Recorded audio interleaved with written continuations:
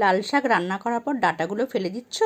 এই রেসিপিটা দেখার পর থেকে এই ডাঁটাগুলো আর ফেলবে না।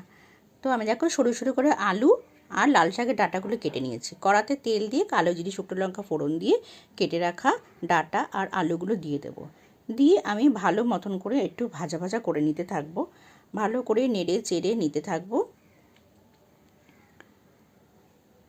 খুব ভালো করে নাড়াচাড়া করে নিতে হবে। আর এই ডাঁটাগুলো খেতে এত ভালো লাগে যে কী বলবো।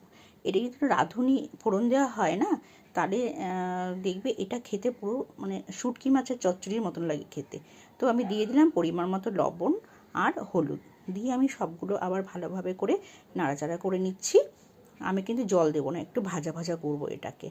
তো দেখো ভালো করে আমার ভাজা হয়ে গেছে। এবার দেখো একটু ঢাকা দিয়ে দিয়েছিলাম, তো হয়ে গেছে। এবার নামানোর আগে একটুখানি সর্ষে বাটা, কাঁচা লঙ্কা দিয়ে আর লবণ দিয়ে সর্ষেটা বেটে রেখেছিলাম, এটা আমি দিয়ে দিলাম। দিয়ে আরেকটু ভালো করে মিশিয়ে নিচ্ছি এগুলোর সঙ্গে।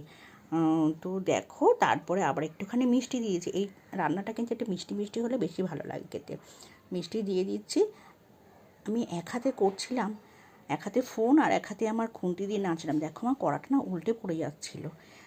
তো তোমাদের কেমন লাগলো রেসিপিটা অবশ্যই না, বাড়িতে অবশ্যই ট্রাই করো।